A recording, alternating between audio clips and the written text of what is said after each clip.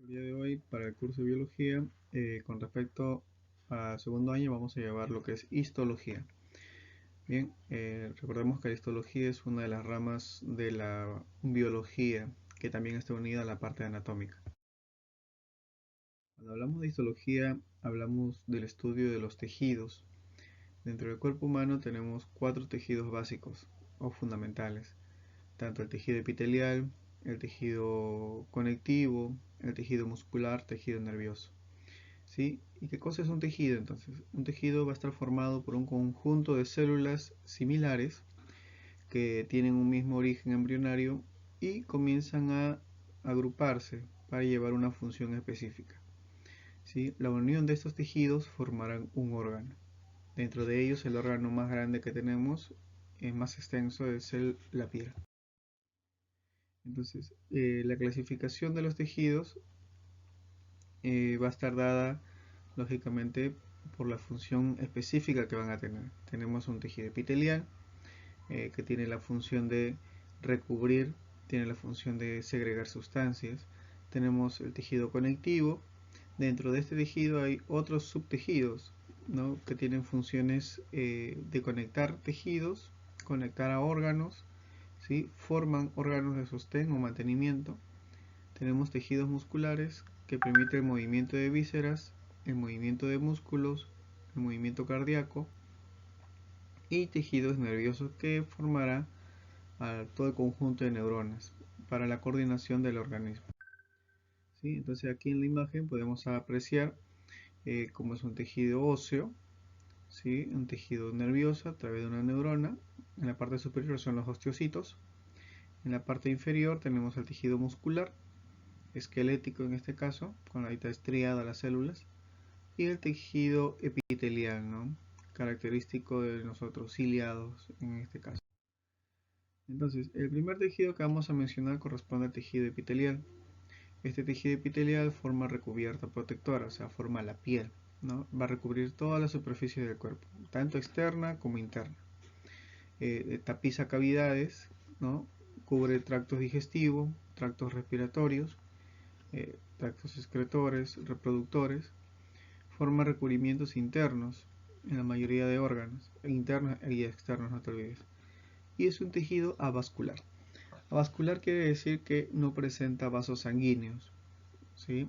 Por lo tanto, cuando uno se daña el tejido epitelial, no hay sangrado. Te caes y te raspas, la piel se puede cortar y no hay sangre, ¿ya? Porque es solamente tejido epitelial. Cuando hay sangre es porque ya pasó el tejido epitelial, pasó otra capa. Entonces el tejido epitelial formará la piel, forma glándulas, glándulas lacrimales, glándulas sebáceas, sudoríparas. Las células que lo forman, dice, están fuertemente adheridas unas con otras, ¿sí?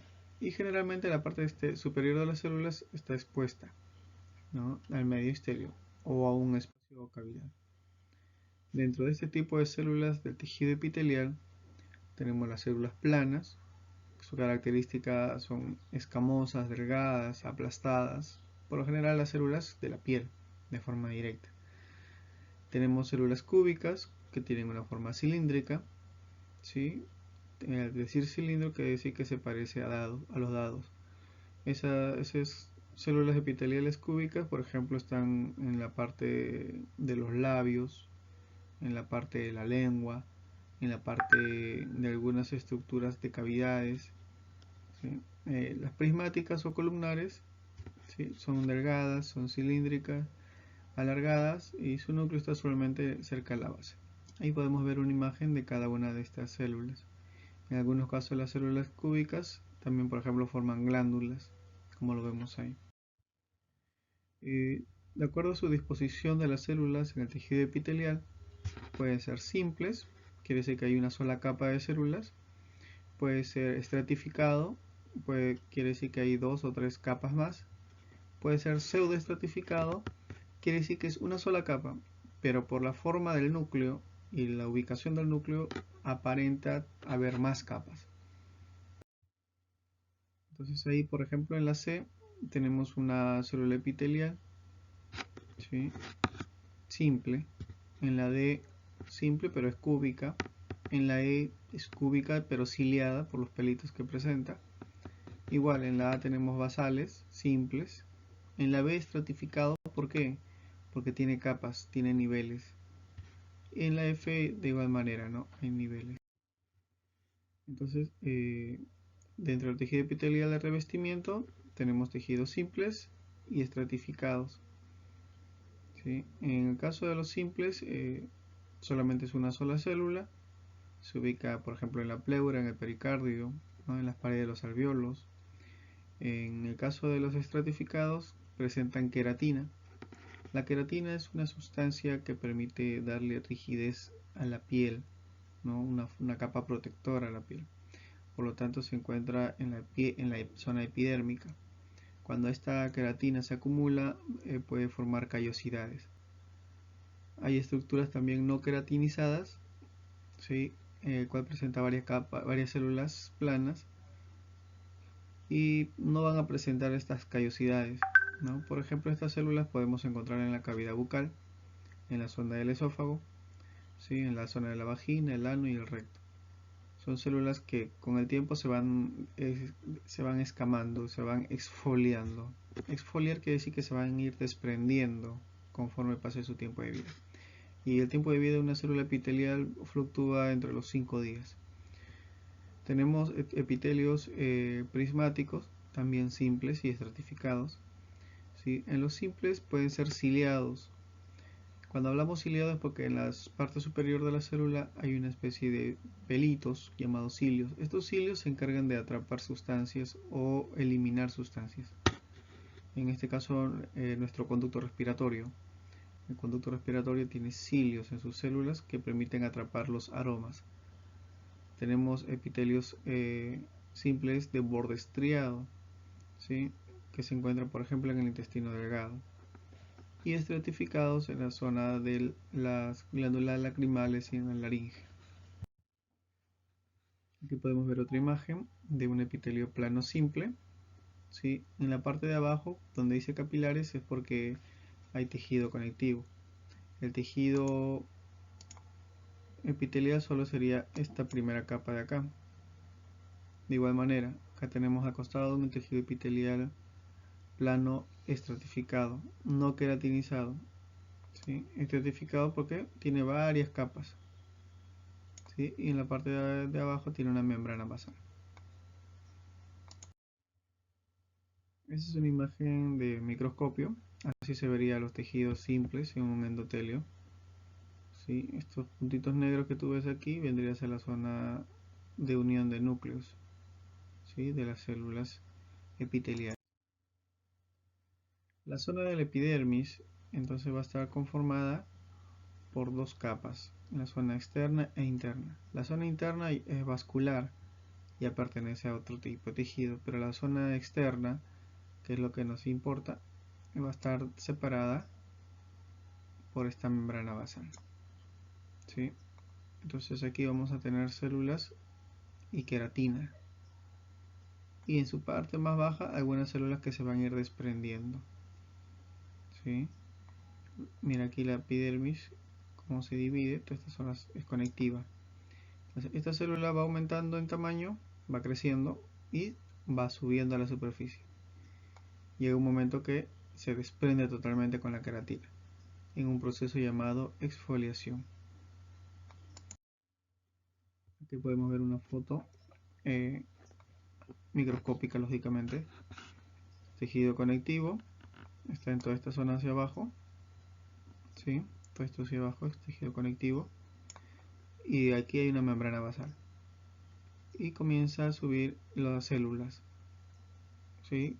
Comienzan a madurar, se va formando una capa. Pasa otro día, se forma otra capa. Pasa otro día, se forma otra capa. Así hasta llegar a la zona que tiene queratina. Cumple su tiempo de vida y el cuerpo lo expulsa. Por ejemplo, la caspa es tejido epitelial. Ya cumplió su tiempo de vida.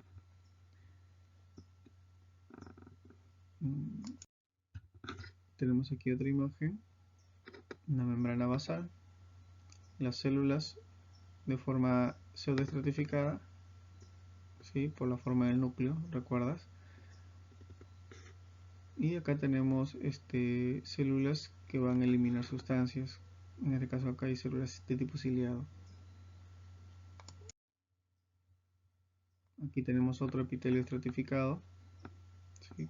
Todos los puntitos negros son células.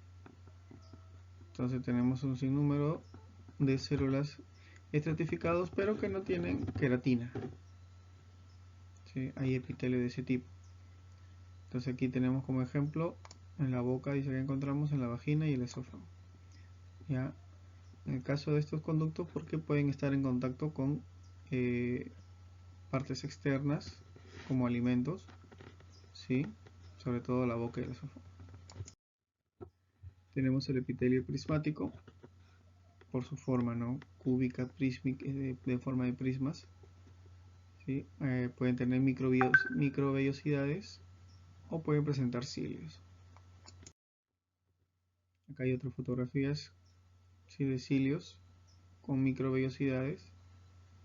Aquí en la parte superior, toda esta zona superior, puedes detectar una especie de pelitos ahí. También son estratificados. Esos cilios son característicos de un sistema respiratorio. Acá tenemos una célula calciforme, ¿sí? Por la forma, ¿no? De un cáliz. Está invertido, pero tiene la forma de cáliz. ¿Sí? Es un epitelio columnar monoestratificado. Columnar porque sus células son más alargadas, forma de columnas. Por ejemplo, aquí hay una célula, si tú observas bien, y aquí divide otra. Y lo que está aquí en el medio vendría a ser su núcleo. Y así, ¿no? Por eso se llaman columnas. Monoestratificado porque hay una sola línea. Prismático simple, ¿sí? Y en la parte superior tiene los cilios. Esos tipos de cilios encontramos, por ejemplo, dice en el intestino y en el estómago. Tenemos acá otro ejemplo, un epitelio pseudoestratificado. Mira los núcleos en diferente proporción, diferente ubicación, pero siguen siendo una sola capa. En ejemplo de estos tenemos en tráqueas y bronquios. Otro ejemplo más de cilio columnar.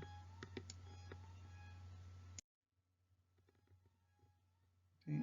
Entonces el tejido epitelial va a estar a nivel de todos nuestros órganos y nuestras glándulas, sobre todo las glándulas. Y cuando hablamos de glándulas tenemos dos tipos. Uno puede ser glándula exocrina y otro puede ser glándula endocrina. Exocrina porque todo lo que va a elaborar, la sustancia que elabora, lo va a eliminar hacia la parte externa, ¿sí?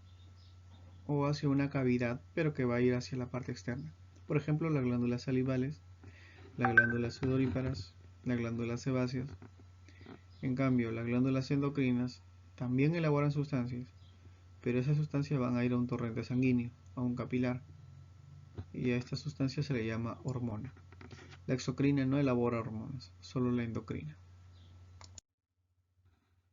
Acá tenemos otra imagen de glándulas exocrinas.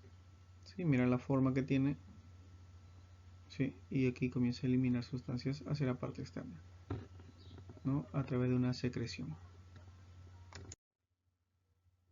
Acá tenemos otra forma a nivel microscópico de las glándulas exocrinas. Y la endocrina, ya habíamos dicho, elabora sustancias, pero lo excreta en el vaso sanguíneo. Y a esto le llamamos hormona. ¿Sí? Acá tenemos una glándula endocrina en una tiroides.